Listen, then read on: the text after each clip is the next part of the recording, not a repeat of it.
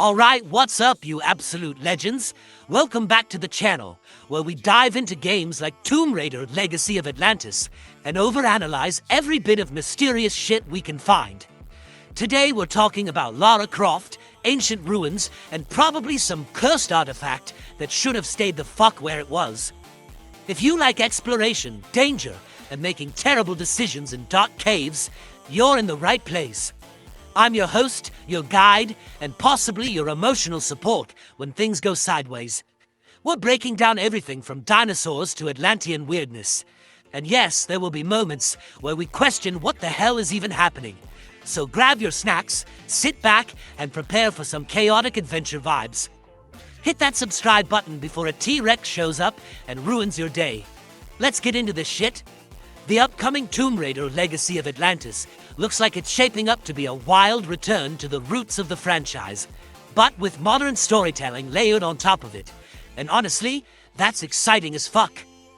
From what's known, it's a full remake reimagining of the original 1996 adventure, meaning we're getting Lara Croft chasing the mysterious Scion artifact tied to the lost civilization of Atlantis. But this isn't just a basic remaster.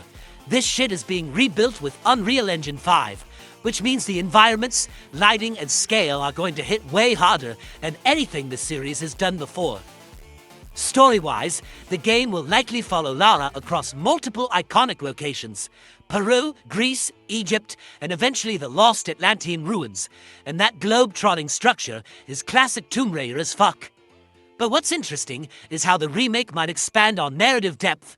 The original game had a pretty straightforward plot, but modern Tomb Raider games lean heavily into character development and emotional stakes.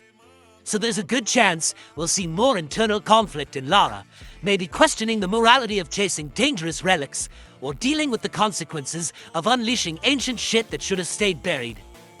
Gameplay is where things could really evolve, and honestly this is where the remake could either be amazing as fuck or slightly disappointing, depending on execution. The original Tomb Raider was very grid-based and rigid, but this version is expected to modernize controls and mechanics. That probably means smoother platforming, more fluid combat, and deeper puzzle systems. Still, they've said they want to honor the spirit of the original, so expect a heavy emphasis on exploration and brain-teasing puzzles rather than just constant shooting. If they balance that right, it won't feel like generic action-adventure shit. It'll feel like real tomb raiding again. One of the most iconic parts of the original game, the enemies, is also coming back. And yeah, that includes dinosaurs, which is wild as fuck. The T-Rex encounter alone is something fans are already hyped about. And developers have hinted they want to recreate those moments with modern scale and intensity. Imagine that scene rebuilt with today's graphics and cinematic pacing. It could go from being memorable to downright terrifying. And beyond that, expect wolves, bears, and other creatures to feel more dynamic, less like predictable AI, and more like real threats. The Atlantis angle is where the story gets really weird and interesting. And honestly, that's the kind of shit that defines Tomb Raider at its best. The Scion artifact is tied to this ancient, possibly alien-like civilization. And as Lara gets closer to uncovering it, things start to get less grounded and more surreal. This remake could lean harder into that tone shift, making the final act feel almost horror-like, with twisted environments and grotesque enemies that reflect the corrupted remnants of Atlantis. If they go all in on that, it could be one of the most unique experiences in the series. Another big thing is how this game fits into the larger Tomb Raider timeline, because there's some confusing shit going on there. Recent info suggests the franchise is trying to unify its different timelines, the classic games and the newer Survivor trilogy, into one cohesive story. So this remake might not just be a standalone retelling, it could actually serve as a bridge between eras of Lara Croft. That means we might see hints, references, or even subtle changes that tie this adventure into a bigger narrative arc.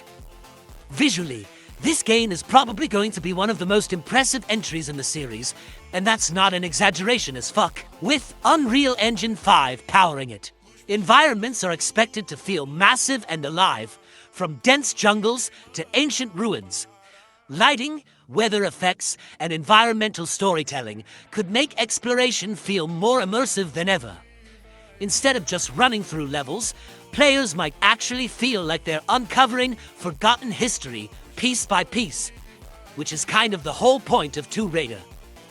There's also a strong chance the developers will tweak difficulty and accessibility, because let's be honest, the original puzzles could be confusing as shit. Some previews mention a modern player approach, suggesting optional guidance or updated systems to help players who don't want to spend hours stuck on one puzzle. At the same time, they'll probably keep harder modes for purists who want that old-school challenge. That balance could make the game appealing to both longtime fans and newcomers.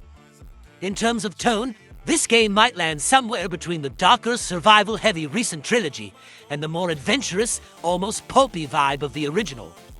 And that mix could be cool as fuck if done right. The newer games focused a lot on Lara's vulnerability, while the older ones leaned into her confidence and mystery. This remake could blend those elements, showing a Lara who's capable but still evolving, making her feel like a fully realized character rather than just an action hero. At the end of the day, Tomb Raider Legacy of Atlantis looks like it has the potential to be more than just a nostalgia trip. It could redefine what Tomb Raider means going forward.